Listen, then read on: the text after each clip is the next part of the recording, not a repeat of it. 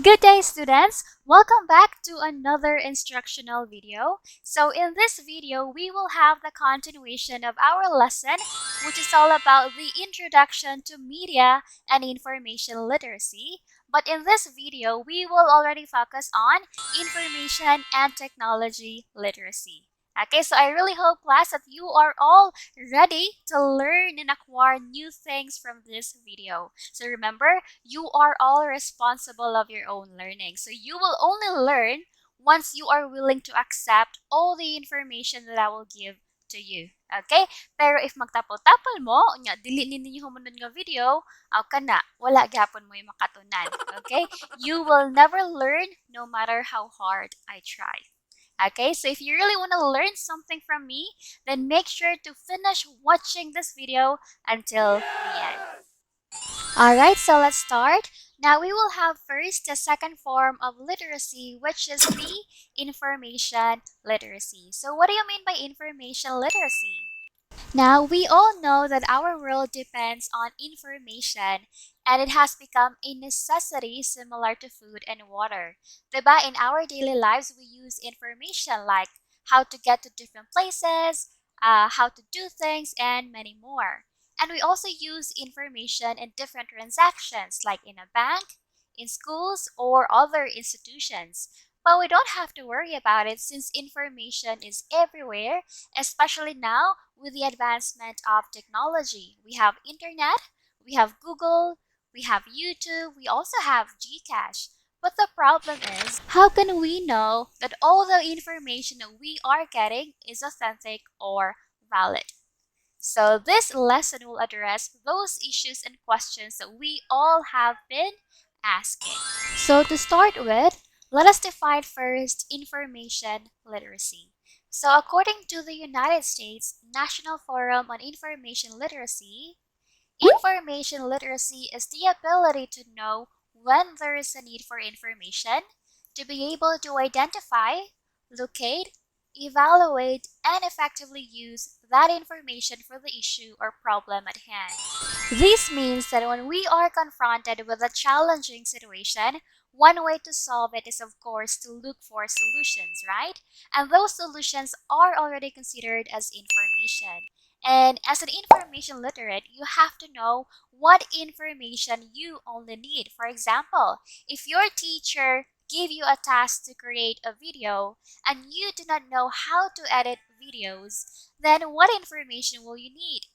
Will you search for a dance tutorial? Tips on how to be a good singer? Of course not. You will look for information that will help you how to edit videos because that's what you need, right? Yeah! Okay, so I hope you got my point. So again, if you understood what I said, class, then that's what you called information literacy. And for you to be able to understand more about information literacy, I have here a short video that I want you to watch.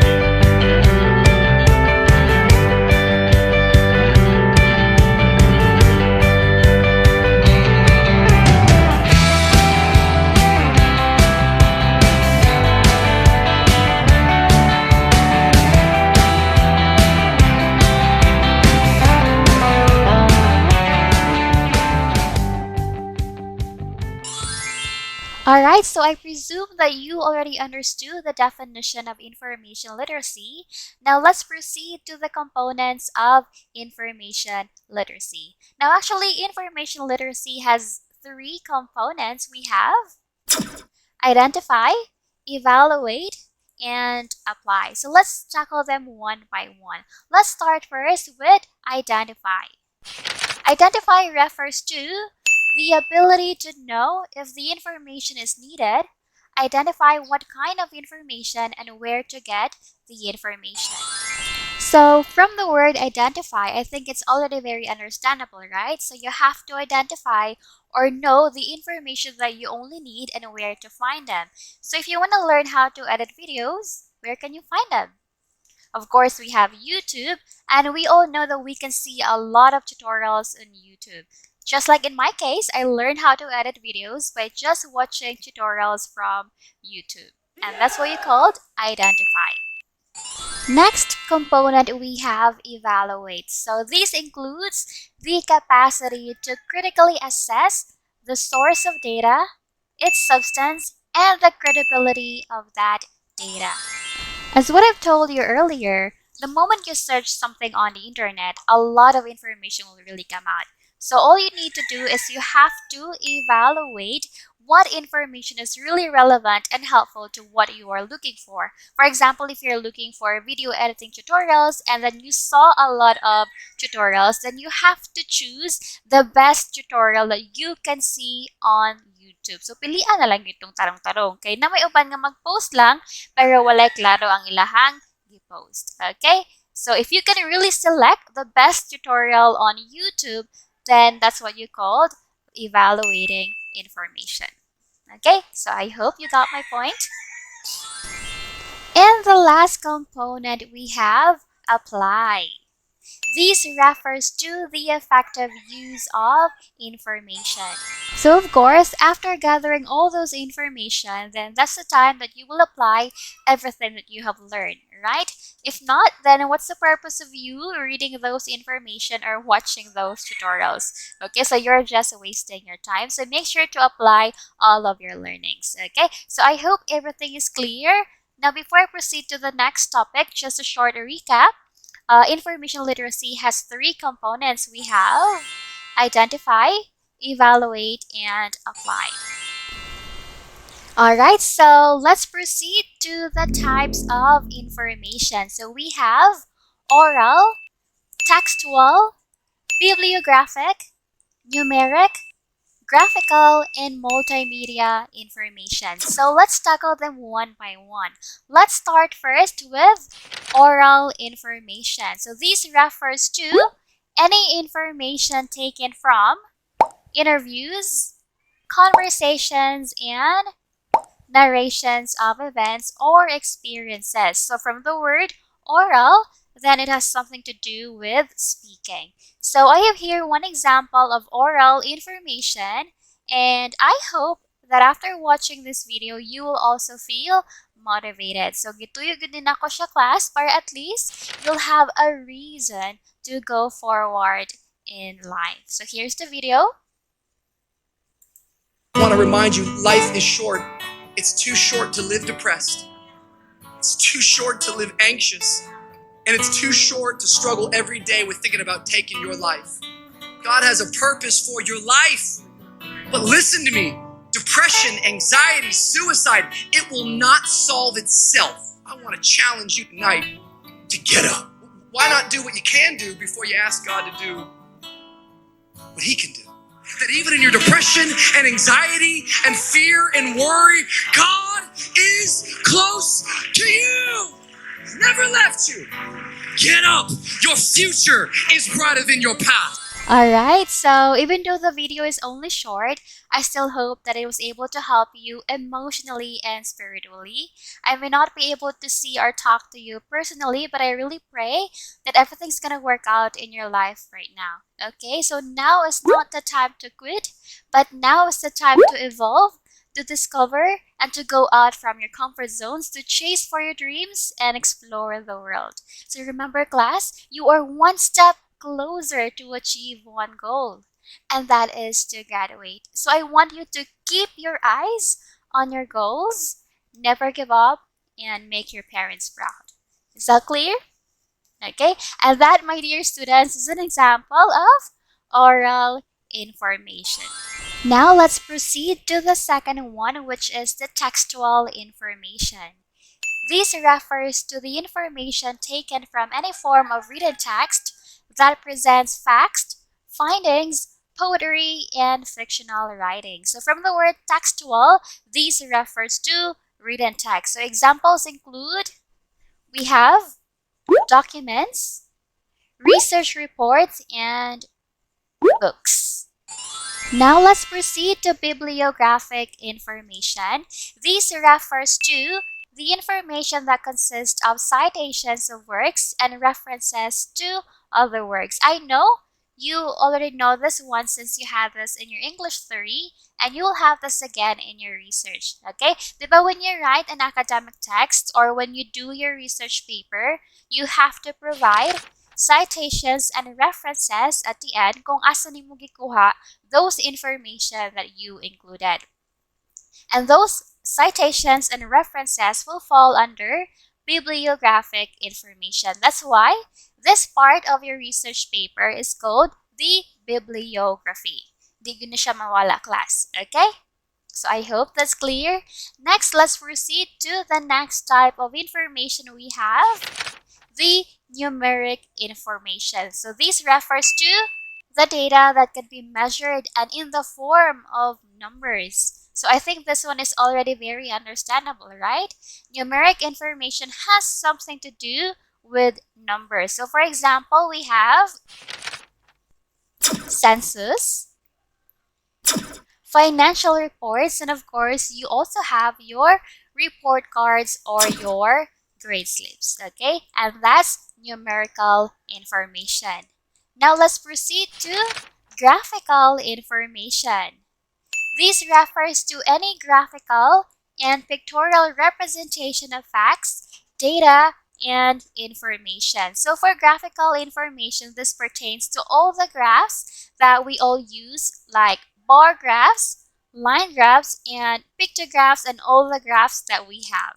Okay, so for example, this one, if I want to create a data that shows how many students have birthdays on January, February, and so on, then I can use a bar graph to represent the data. Another example is this one, a graphical data about the average number of hours that social media users spend using social media each day via any device. Okay, and that's graphical information, my dear students. Okay, so now let's proceed to the last one. We have multimedia. This refers to the content that combines and brings together the different types of information.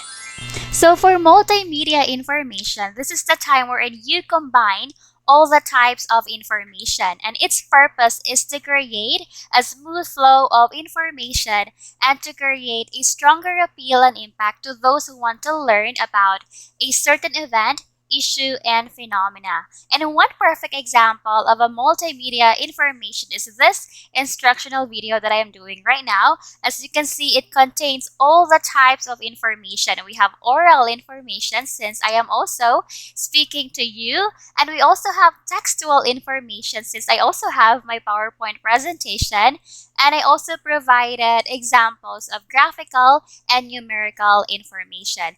Pero dili siya necessary, class, ha, nga dapat kumplito tanang types of information for you to consider it as a multimedia. But there could siya at least 2 or 3 like oral and textual information. Okay? And that's multimedia. And I have here another example para at least makasabutod mo unsa gining multimedia. Okay?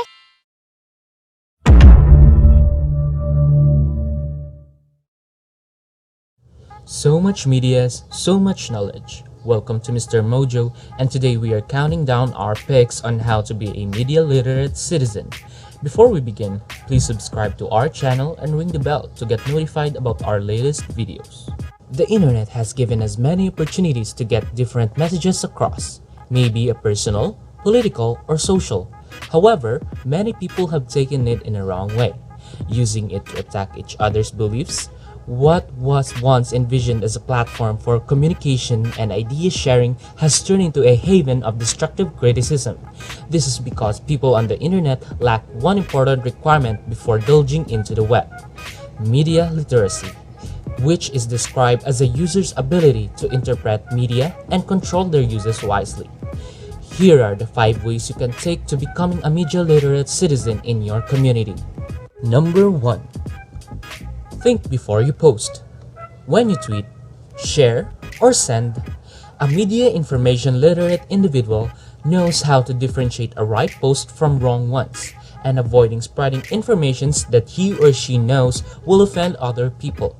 Contents such as subtweets, indirects, and rants are few examples of things that don't belong on public cyberspace. Number 2. You don't hate, you educate.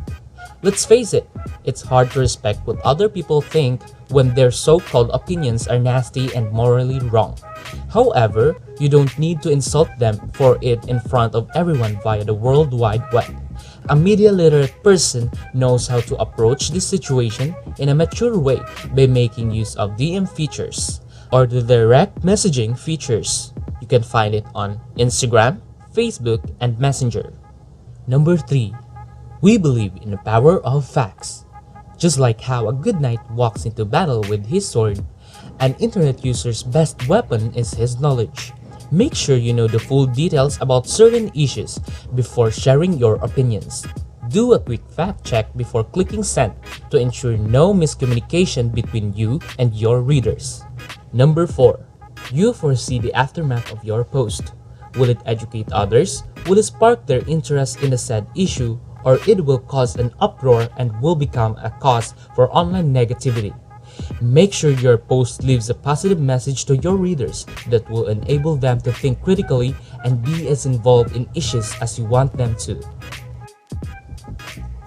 Number 5. You think of people affected. Bear in mind that the people you type about are humans too. They get hurt when they are talked about unless you highlight their good points.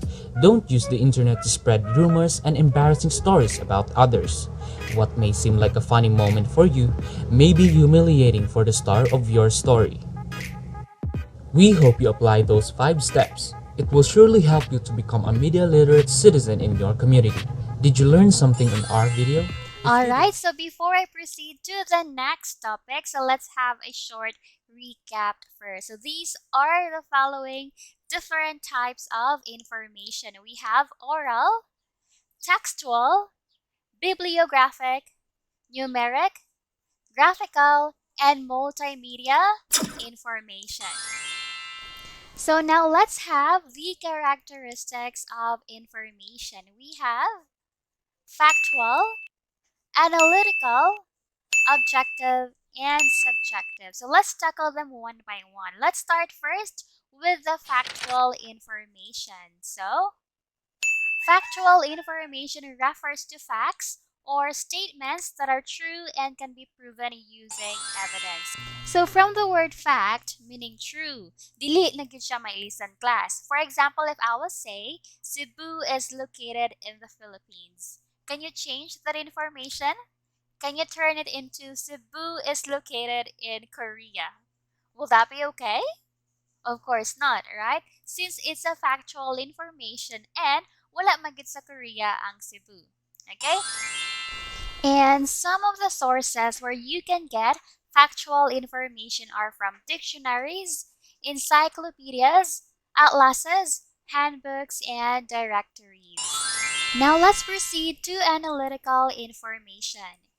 This refers to the interpretation and analysis of facts commonly used by experts. Now, this kind of information is commonly used when you are making your research paper. Diba in your research paper, you have to present your framework at the same time your statistical data about your study.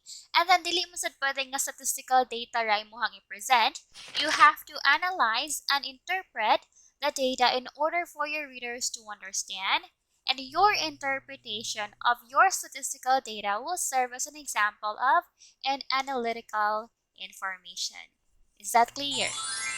Now let's have objective information. This refers to the information that can be measured and described and that presents all sides of a topic. So for objective information, just remember the keywords. We have fact-based, observable, and measurable. Okay? And for objective information, it is meant to be unbiased and is presented without taking a stance and expressing their feelings and opinions on a particular information. Okay? Next, let's have subjective information. This refers to information gathered from a single source or multiple sources that present their opinions, feelings, etc. So the key word for subjective information, we have opinions and feelings. So this information can be taken as biased and does not guarantee accuracy and correctness of information, unlike sa objective information. Okay, so I hope that's clear. So again, let's have a short recap. So there are four characteristics of information we have: factual, analytical, objective, and subjective. Now let's proceed to the importance of information literacy. Now, with the rapid change in our technology and the availability of information flooding everywhere, the risk of getting misleading, biased, and damaging information also increases. That is why it's really a must that we should also be an information literate. And to know more about the importance of information literacy, I have here a short video that I want you to watch.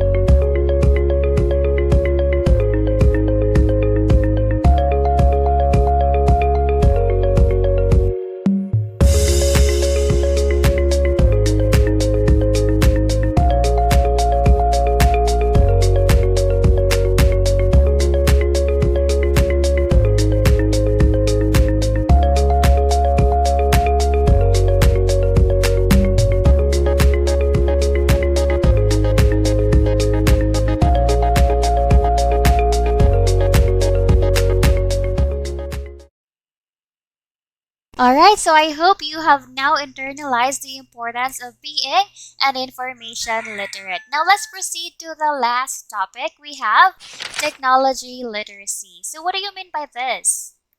According to ST 2017, in her Handbook of Research on Learner-Centered Pedagogy in Teacher Education and Professional Development, technology literacy is the ability to effectively use technology to access, evaluate, integrate, create, communicate, and interact with media and information to enhance the learning process. Now, we all know that technology today is a vital tool to give ease in our daily lives. Technological innovations and advancement made communication and learning as well as entertainment accessible. So an individual will only function effectively if he or she is familiar and has an understanding of technology. So aside from being media literate, information literate, we should also be a technology literate. And these are the characteristics of a technology literate individual. A technology literate individual understands how each new innovation functions, its pros and cons, how to work on it, etc. So meaning to say, you know how to use traditional media such as television, radio, and many more, and you also know how to use new technologies such as laptops, mobile phones, and tablets. Okay, so that's the characteristics of a technology literate individual. Now let's proceed to the importance of technology literacy. So I have here a short video that I want you to watch.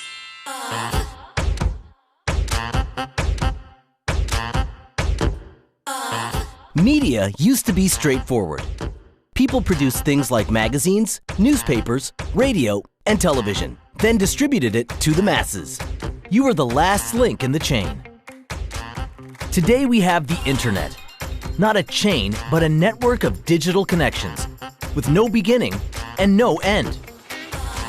But there's one thing about media that hasn't changed over the years. Media are constructions. Media are created largely for social, political, or commercial purposes, to sell products or services, values or ideals to you, your family, and your friends. Our digitally connected world is constantly transforming the way we play, learn, and interact with each other. Digital media are getting more sophisticated and harder to navigate. To survive and thrive in a networked digital age, you need to know and understand how to access digital media, analyze it, evaluate it, and produce it. Be aware and be smart. Digital Media Smart. Think of the different digital media you use. Identify who made them, how they work, and how they make money for their creators.